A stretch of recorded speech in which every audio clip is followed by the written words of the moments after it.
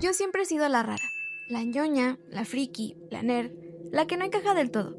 Crecí entre historias fantásticas, videojuegos, anime, foros de internet, roleplay y lecturas. Mientras otras personas estaban en otras cosas, yo estaba construyendo mundos en mi cabeza. Y la verdad es que nunca lo escondí. Nunca fingí ser alguien más para poder encajar. Pero eso no significa que no se sintiera. Porque ser diferente, históricamente siempre ha tenido un precio. Y ese precio muchas veces es la burla. Y no puedo evitar preguntar, ¿por qué siempre lo diferente tiene que ser motivo de burla?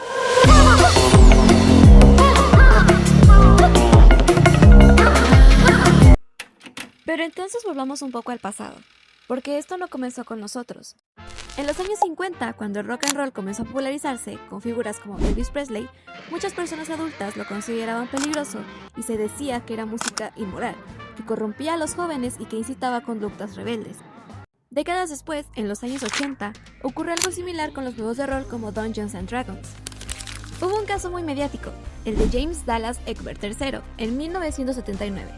Un joven cuya desaparición fue erróneamente vinculada al juego, por lo que los medios comenzaron a construir una narrativa donde Dungeons & Dragons era visto como algo oscuro e incluso satánico. Esto dio lugar a lo que hoy se conoce como el pánico satánico, un fenómeno cultural donde muchas cosas nuevas o desconocidas eran asociadas con el mal sin evidencia real. Pero esto no se queda en los años 80. Esto tomó otra forma en los años 2000, con las tribus urbanas como los emos, los punks y los góticos.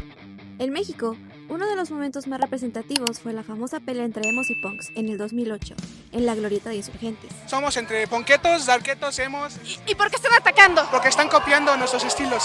Hoy en día, representa uno de los momentos más significativos para las tribus urbanas, y es tomado como un evento donde hubiese sido interesante estar. Pero lo más importante no fue la pelea en sí, fue cómo se trató este tema y cómo se trataban a las tribus urbanas en ese momento. Los medios no lo abordaron como un fenómeno social serio, más bien lo trataron como un espectáculo. Programas, noticias y hasta contenidos como La Rosa de Guadalupe ridiculizaban estas identidades. No hay duda, eres emo. ¡No soy emo!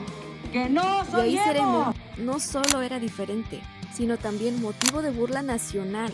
Y aunque hoy en día este tipo de tribus urbanas han sido aceptadas, no queda duda que en aquellas épocas tempranas, estas tribus eran ridiculizadas. Cuando el anime comenzó a popularizarse fuera de Japón, especialmente en Latinoamérica en los años 90 y los 2000, también fue estigmatizado y de nueva cuenta, y tal y como ocurrió con D&D, el pánico satánico llegó a los medios. Se decía que era satánico, que era raro y que quienes lo veían eran otakus, pero en un sentido negativo. Evangelion, los humanos en contra de su creador, en clarísima referencia a prácticas satánicas. Y es muy curioso porque originalmente la palabra otaku se utilizaba como una forma respetuosa de referirse a otra persona. Pero con el paso del tiempo, especialmente en los años 80, empezó a cambiar su significado y se asoció con personas obsesivas, aisladas socialmente y raras. Parte de este cambio se intensificó después de casos mediáticos en Japón, donde se vinculó a criminales con el consumo de anime y manga, lo que reforzó la idea de que ser muy fan era algo preocupante. Y cuando ese concepto llegó a otros países, no llegó de manera neutral. Sin embargo, y como hemos estado viendo a lo largo del video, los rumores de que algo diferente sea satánico siempre viene por parte de grupos religiosos. Series como Dragon Ball Z, Pokémon y Evangelion fueron acusadas de promover el ocultismo y la brujería, además de meter ideas satánicas a los jóvenes, tal y como pasaba con Dungeons & Dragons en los 80. Lo mismo ocurrió con el K-pop. A partir de 2012, con el fenómeno global de Gangnam Style, y más adelante con grupos como BTS o Blackpink, el género comenzó a expandirse. Pero junto con su crecimiento, vinieron los estereotipos. Se les decían raras, intensas, obsesivas, y llevando este prejuicio a las mujeres, cuando en realidad solo estaban escuchando música en otro idioma. Y luego está el internet. Es el lugar con dos caras, y con él llegaron nuevas formas de ser. Minecraft, por ejemplo, se lanzó en el 2011 y rápidamente se volvió uno de los videojuegos más populares del mundo. Pero con su popularidad surgió un término: los niños rata. Se utilizaba para describir a jugadores jóvenes que, dentro de juegos online, tenían comportamientos considerados molestos: gritar, insultar o no seguir las reglas. Y ahí pasó algo curioso, pues el problema dejó de ser la actitud y se convirtió en parte del juego.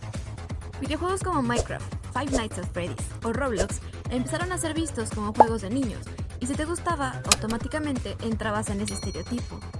Al mismo tiempo, en YouTube, entre los años de 2012 y 2015, creadores como el Wherever Tomorrow o Vegeta 777 impulsaban el contenido gamer o de comedia. Y aunque millones de personas consumían este contenido, como el de Fernanfloo o el de Hola soy Germán, también existía la burla, pues, ¿cómo puedes ver a alguien jugar algo en vez de jugarlo tú? Con el auge del contenido gamer, llegaron los streamers. Plataformas como Twitch, fundada en el 2011, cambiaron la forma de consumir el contenido. Este fenómeno explotó en el 2020, con creadores de contenido como Auronplay, Ari Gameplays, El Mariana y Juan Guarnizo, y también con series como Karmaland, Tortillaland y Spain RP. Sin embargo, también fue considerado extraño, pues ¿por qué razón estarías donando tu dinero a una persona que solo está leyendo el mensaje por medio de un bot? Y otra vez, la crítica.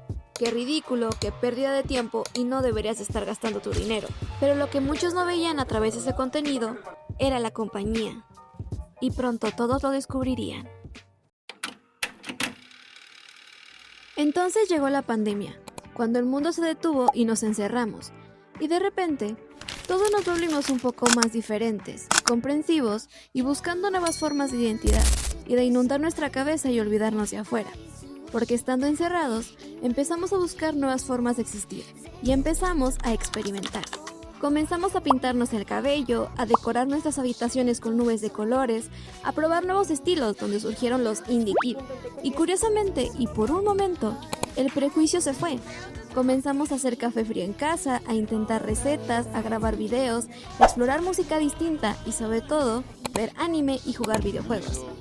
Más bien, comenzamos a ser nosotros. Durante ese proceso, algo cambió, pues lo que antes era raro dejó de serlo. Ver anime ya no era extraño, jugar videojuegos ya no era de niños, y ver a los streamers ya no era ridículo. Se volvió en algo normal, porque todos, de alguna forma, necesitábamos algo que nos acompañara durante esos días. Más bien, años. Y aunque muchas cosas se han normalizado, el patrón sigue.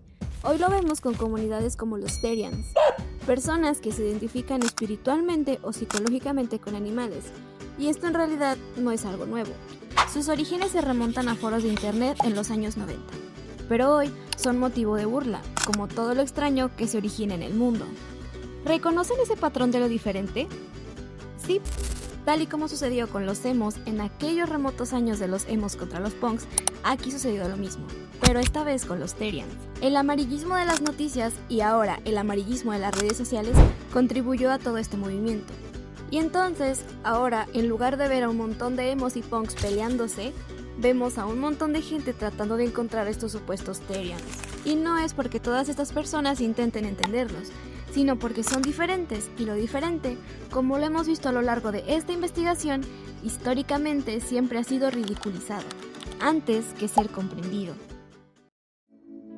Pero hay algo que no nos preguntamos, y es por qué lo diferente incomoda tanto.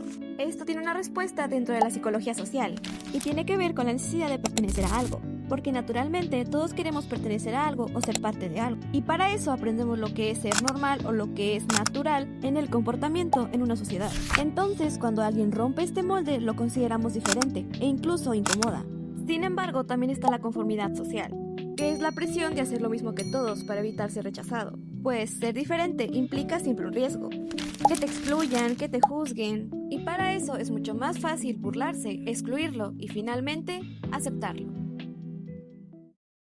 A veces pienso, ¿cuántas cosas dejamos de ser solo para no sentirnos raros? Y qué triste que en un mundo donde todos buscan ser únicos, lo primero que hacemos es burlarnos de quien ya lo es. Yo fui esa niña rara, la que se quedaba en casa, que prefería leer y la que se perdía en mundos que nadie más veía, la que hablaba de cosas que a otros no les importaba. Y por mucho tiempo pensé que eso era algo que tenía que cambiar, pero no, eso era lo que me estaba construyendo. Porque lo que hoy llaman raro, muchas veces solo alguien siendo genuino, en un mundo que constantemente te pide que seas igual a los demás. Y tal vez no necesitamos dejar de ser raros. Pero ahora dime tú, ¿alguna vez formaste parte de estas subculturas? ¿Te sentiste raro o diferente? Te estaré leyendo. Chao.